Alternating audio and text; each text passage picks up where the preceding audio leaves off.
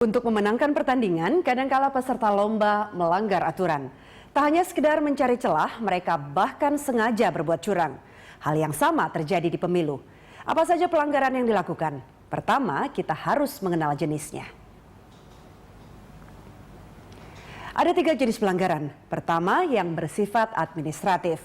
Misalnya, pejabat negara kampanye tanpa cuti, kampanye lewat waktu atau daerah yang telah ditentukan, atau tanpa izin polisi. Kedua, yang bersifat pidana, contohnya pelibatan anak dalam kampanye. Ini termasuk pelanggaran terbanyak selama kampanye terbuka. Hampir semua partai melakukannya. Kemudian yang termasuk pelanggaran pidana juga adalah pegawai negeri sipil yang memakai atribut PNS. Atau PNS yang memobilisasi PNS lain, penggunaan fasilitas negara, dan yang sering kita dengar adalah money politik atau politik uang.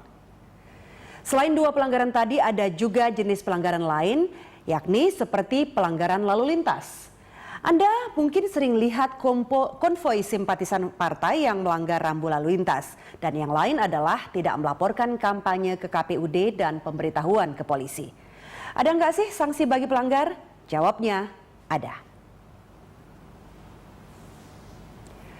Ada 3 jenis sanksi bagi para pelanggar. Pertama, pelanggarannya diumumkan ke publik, jadi sifatnya sanksi sosial.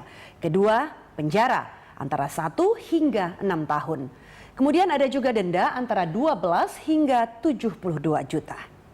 Kecuali untuk kasus pelibatan anak, sanksinya lebih berat, yaitu penjara hingga 5 tahun atau denda hingga 100 juta rupiah.